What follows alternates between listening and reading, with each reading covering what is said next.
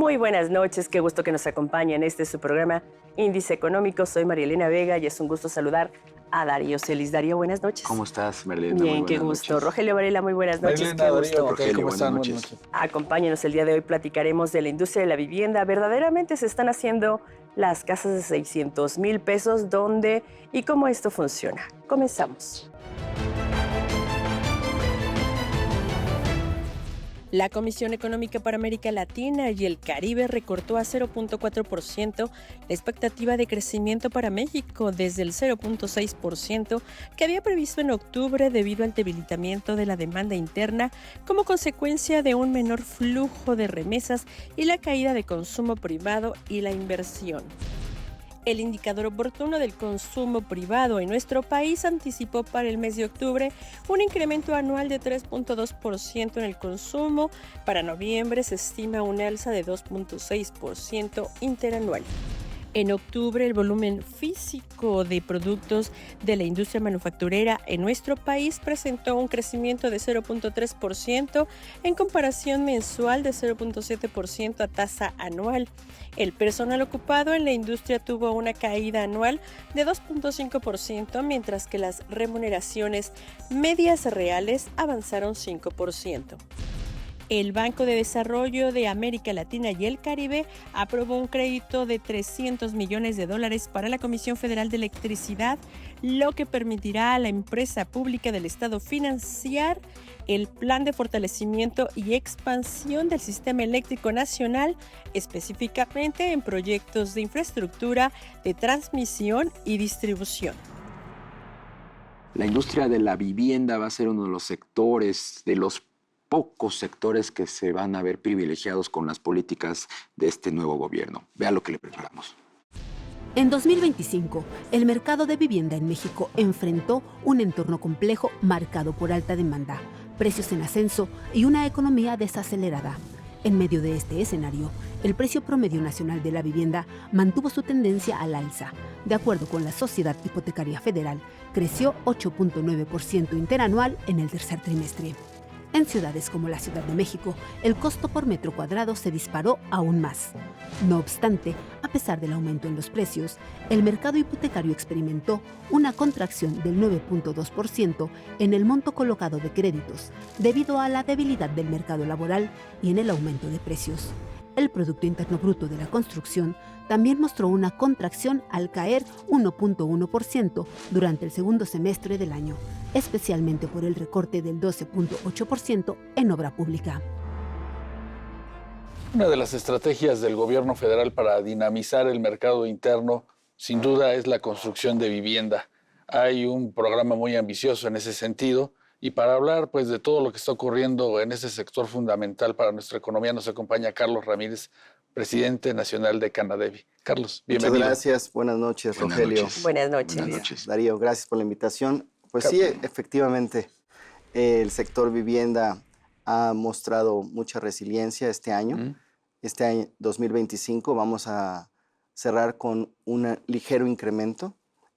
Con resultados mixtos. Sí. En la parte de Infonavit crecerá tanto en colocación de créditos como en hipotecas. En la parte de Foviste tenemos una disminución y en la banca comercial también una ligera disminución.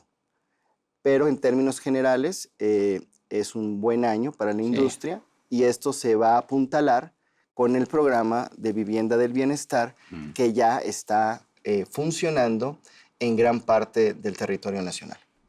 Carlos, sin embargo, la industria, muchos empresarios del sector dicen que es complejo entrar a vivienda de lo que son 600,000 pesos. ¿Qué tan cierto es esto? ¿Qué tan difícil ha sido esta situación en un momento o en un año complejo de economía, aun cuando la tasa de interés pues, es a lo mejor de las más atractivas? Así es. Bueno, el programa de vivienda del bienestar, hay que decirlo para que el auditorio lo tenga en cuenta, trata de viviendas de 60 metros cuadrados de construcción y de un precio que no rebase los 600,000 pesos. Y esto está dirigido a derechohabientes de hasta 2 salarios mínimos. La meta es de 1.8 millones de viviendas compuestas por 1.2 millones del Infonavit, que estamos hablando para la derechohabiencia que tiene un empleo formal, medio millón de viviendas por Conavi, que es para la gente que no tiene prestaciones, que no tiene un empleo formal, y se acaba de sumar Foviste con 100,000. Este tema de los 600,000 pesos parejito en todo el país, por supuesto que tiene muchos retos. Por eso es que el programa no acaba de aterrizar en los 32 estados del país. Hay estados donde esto ya jaló porque hace mucho sentido. Tenemos de los 32 estados, 20 donde el programa ya está funcionando. Puedo nombrar algunos: Yucatán, Quintana Roo, Campeche, Tabasco, Veracruz, Hidalgo, Tamaulipas. Son parte donde el programa ya pegó. Y hay otros estados donde está siendo complicado por esa variable de los 600,000 pesos. Por ejemplo, la Ciudad de México es impensable. El Estado de México, Nuevo León está costando trabajo, Jalisco está costando trabajo, la frontera norte está costando trabajo. Y ahí es donde también estamos proponiendo nuevas ideas para que el programa pueda tener esta cobertura nacional y que pueda llegar a todos los estados del país. El programa requiere 3 variables muy importantes. Por eso es que en algunos estados no ha podido entrar. Un precio en breña de la tierra que no rebase a lo mejor los 600, 650 pesos metro cuadrado. Necesitamos densidades de por lo menos 150 viviendas por hectárea. Este programa está diseñado para la verticalidad.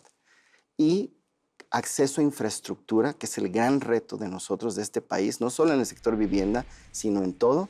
¿Qué me refiero? KVAs, energía eléctrica, y disponibilidad de agua para uso público urbano. Donde estas 3 variables se dan, el programa ya despegó. Donde nos faltan esas variables, estamos batallando. ¿Por qué no se puede cumplir en esos estados que nos mencionaste hace un momento? ¿Qué es lo que está fallando, aparte de esto que nos acabas de mencionar? Bueno, es muy transversal nuestra industria. Por ejemplo, en el tema de las densidades, es un tema netamente municipal. Los municipios son los que administran su territorio. Entonces, hay municipios en donde sus planes de ordenamiento urbano solo permiten hasta 80, 90 viviendas por hectárea. No son suficientes para lanzar este programa. Hay municipios donde la urbanización es muy cara. Por ejemplo, Tijuana es terreno sinuoso, rocoso, hay que hacer muros de contención, ¿no? Y hay lugares en donde hay escasez de energía eléctrica. Por ejemplo, en Nuevo León empieza a haber temas de suministro de energía eléctrica. Y por el otro lado, hay estados donde falta agua. Por ejemplo, en el Estado de México hay problemas de agua. Entonces, necesitamos acomodar todas las fichas. La infraestructura es uno de los grandes retos de este programa. Y yo no diría del programa de vivienda, de todo en general, porque los polos del desarrollo también pasan por estos temas de infraestructura que tiene que ver con la energía eléctrica y agua. Claro, tendría que ser, digamos, que un comité de varias secretarías el que revise esto en una sola ventanilla para poderlo agilizar, Carlos. Sí, mire, por ejemplo, en el tema del agua, ahorita estamos pasando por un cambio a la Ley de Aguas Nacionales. Ese cambio en la ley trae cosas buenas, como es ordenar las concesiones a nivel nacional, limitar o más bien prohibir las transmisiones entre particulares, que ya se había generado un desorden, y que el gobierno tenga otra vez la rectoría de cómo se van a dar las concesiones. Y aquí es donde, como nosotros como industria pedimos que el uso público urbano tenga prioridad, ¿no? Porque además en la ley así lo establece. La prioridad es el uso público urbano, que es el agua que consumimos todos nosotros, y para satisfacer el tema alimentario, ¿no?